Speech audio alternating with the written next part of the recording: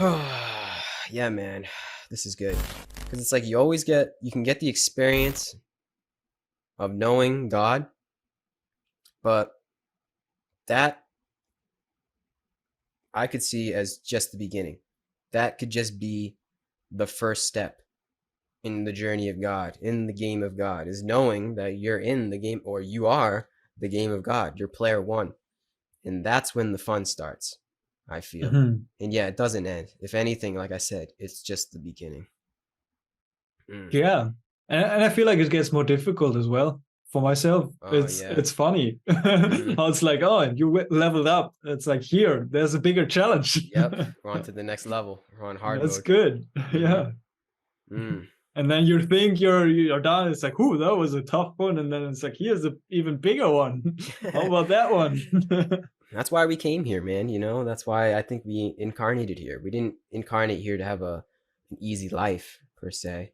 We Mhm. came to Earth to, I don't know, to go through it, man. To experience all that we can experience in this tumultuous world. I don't know. That's what it seems like. I had this epiphany yesterday or the day before. Like, life isn't meant to be easy, man. It's not meant to be easy. And that Mhm. doesn't mean we don't take steps to simplify our life and make it a little bit of an easier road. But yeah, there's always going to be something else. Like, life is suffering, as they say in Buddhism. We all know the first tenet: life is suffering. We're not meant to, in this humanly form that we feel as though we're in, it's not meant to be all roses and butterflies and rainbows. We're both young right now, so it's definitely easy for us to talk about it, but I can foresee the future. you know as the Buddha saw, we're only going to get old, we're only going to get sick, and we're only going to die down the road. So it's not meant to be easy physically, per se, but I think Mhm. that's where the path comes in. It's that we recognize the suffering, we almost go into the suffering. Mhm. And from that, a new mindset comes about, a new perspective, one may say, to see and approach the suffering in a different way, especially the suffering that isn't of our own accord. The path, I see it as, it's like being able to manage the humanly condition and all of its woes, all of its ups and downs Mhm. through a mindset shift. Like, we Mhm. know, we both can recognize that we're going to go through shit. I might go through something today, who knows? But it's like, it's a little bit different now that I have a different perspective on what it means to be. Mhm. It's hard to explain, but I think the path is really about just being able to weigh the suffering a little bit differently. I agree. It's like it's a matter of perception. You Yeah. can choose to perceive. Like that's my main practice, right? That's my main spiritual practice. Is I choose to enjoy every experience, if it's the highs or the lows. The Yeah. highs are gonna come and the lows are gonna come. It's just this. The challenges are gonna come and the joys are gonna come, and to enjoy all of that is kind of my main practice. And it's funny, Yeah. because I just remembered right now, as you said that I had this inclination, this thought when I was younger, when I was kind of a teenager, of like, oh man, life is too easy, because I've been really blessed in my life. I've Hmm. grown up smoothly, have kind parents, and all this kind of stuff. It's like, everything has been so easy and so went so smoothly. Of course, there's been ups and downs and whatever, but when I was young, I was kind of, I don't know why, but I was wishing for challenging stuff to happen. It's Mm. like, oh, I wish I would have had some like traumatic event happen right now so I could go deal with it. So it's a little bit more difficult. Uh-huh. And now, I mean, now it's just coming at me. But so that's nice. And also, I think that's the value of the practice of like leaving your comfort zone. Go into the discomfort Yeah. deliberately. My main practice is the psychedelic experience. When I go into some of those high dose sessions, it's horrible. Some ayahuasca retreats, I'm shitting and vomiting for 14 days straight, Wow. kind of half pushed out of my body. It's horrible stuff. It's not comfortable at all. Or Cambo, this other frog venom that makes you just purge I saw that all the video. time. Mm. And then or high dose mushroom journey where you work through a lot of emotional difficult stuff, and that's like leaving the comfort zone deliberately, going Yeah. into this discomfort, having the courage to experience that, and then you go through that experience, you come out alive, and you see it's like, oh wow, now if I don't know, if I face some other challenges in my life, that's peanuts. That's, Yeah. in comparison to what I have been gone through. I know I'm capable of going through so much suffering and so much discomfort that now this it kind of, that's the integration. Now I can embrace the challenges with a little bit of a more relaxation and ease, Mm-hmm. and have that bigger picture perspective. Yeah, And man. even just like, you don't have to do psychedelics, it's just this discomfort, being in nature for a day, fasting 24 hours, Mm-hmm. taking ice bath, cold Yeah. shower, Yeah. all that kind of stuff, running a marathon. It's just get out of your comfort zone, push yourself, and then it's deliberate suffering. It's not going to be easy, Yeah. but that makes that's a paradox again, that makes everything else easier. Mm-hmm. Yeah, man. The biggest lesson that I get from deliberate suffering is that it's all temporary. No matter how uncomfortable we may feel in the moment of our deliberate suffering, no matter how intense it may be, somehow, some way, like you said, we got through it and we're alive. We're here. We're good. You know, we're safe in a way. That's there's something very special about that.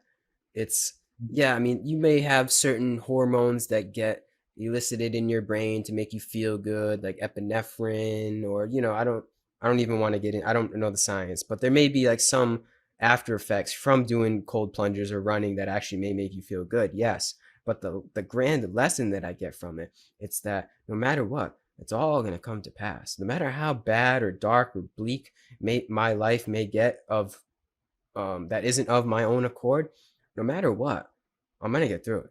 We're all gonna get through it. Whatever, this is Mhm. to anybody listening, and you, Virgo, whatever you're going through, whatever you're gonna go through, we're all gonna go through. We're all gonna get through it, man. It's all temporary. All of So it. then Mm-hmm. that's the point I'm at. It's like, what makes us think that we're not going to get through death? That's the big one, man. Yeah. That's the biggest one. It's the biggest one for me. Yeah, man. I I always thought I was going to be fine with dying. So, and then I had a very deep ayahuasca experience Mm. in Peru. And it was like, you're going to be fine with dying? Well, with all of your kind of spiritual understanding and stuff, Mm-hmm. here's an experience of death. And I was like, Wow. okay, no, I'm not ready. I genuinely want to be here and continue to be here. Mm. But yeah, what makes us afraid of not getting through death? It's fear. It's just Yeah. fear, It's our not attachment trusting to in everything the here. love. Mm-hmm. Yeah. That's not trusting the love. I like that. Yeah. You ever read A Course in Miracles? No, it's been on my book list for years. Yeah. It kind of denotes that information. It's like we don't trust the love enough. Like in a world, in a perfect world, if we trusted the love enough, death wouldn't even strike any kind of chord of fear. But it's the fact that we have this slight guilt of us coming out of love that leads to that fear. Like we don't have, if I truly right now trusted and believed in the God that is love, then there would be no ounce of fear whatsoever because love somehow transcends the bodily death. I don't Mhm. know, I can't say it in any other way, but the true love, the God of love, beyond the concept of love of relationships and you know the very shallow love that we have in our world, the God of love, man, that somehow in some way transcends our death. And the reason that we fear death is because I don't have full faith in that love. And I guess Mhm. it's good to have enough humility to admit that, but really that's where all of our fears come from, is because we don't have our full faith in love. But A Course in Mhm. Miracles could describe that way better than I just did, to be honest with you. But that's kind of the whole idea. That's the whole thing, is Mhm. that like the more and more that we embody love and we come to know this love and we come to become this love, then our fears just, they vanish, including Mhm. death. And that's Mhm. powerful, man. Who doesn't like, who doesn't want that? Come on, man. That's pretty powerful stuff. Yeah. But it's true. We don't. I can say it now, but if if someone had a gun to my head, I'd be like, please don't shoot me. But I can say it now because I'm safe. If we did, if I was truly in love with life and in love with everybody and just in love, like think of the idea of in love. I am Mhm. in love. Like I am in this like Mhm. almost different dimension. If I was in the dimension of love at all times, nothing can harm me. Mhm. It's like a sense of invulnerability, a sense of immortality. Mhm. But I think that's what we're working toward, man. I think that's what the path is all about. Slowly Mhm. and slowly, maybe over lifetimes, maybe over different incarnations, who knows? But it feels like there's something in my being that just is like pulling me toward this dimension of love. It's almost like a different, that it almost seems like a different locality. Like I'm getting pulled like out of my idea, my egotistical mindsets into this other realm of just loving presence. And that sounds very Mhm. grandiose, but it's really just me becoming more of a loving being. But there's something in me, like my intuitive mind, I guess you could say, is just saying like, yeah, that's it. That's it. Keep going on that. That's it. Mhm. On that note of love, whatever that is, keep going toward that every day, every moment that goes Mhm. by. That's it, man. So yeah, summing this whole thing up, and I think that's what it's all about. Psychedelics or no psychedelics, I think we're Mhm. slowly becoming love. Maybe over lifetimes, who knows? Maybe in this lifetime, but we're slowly becoming love so that we can live forever. I think.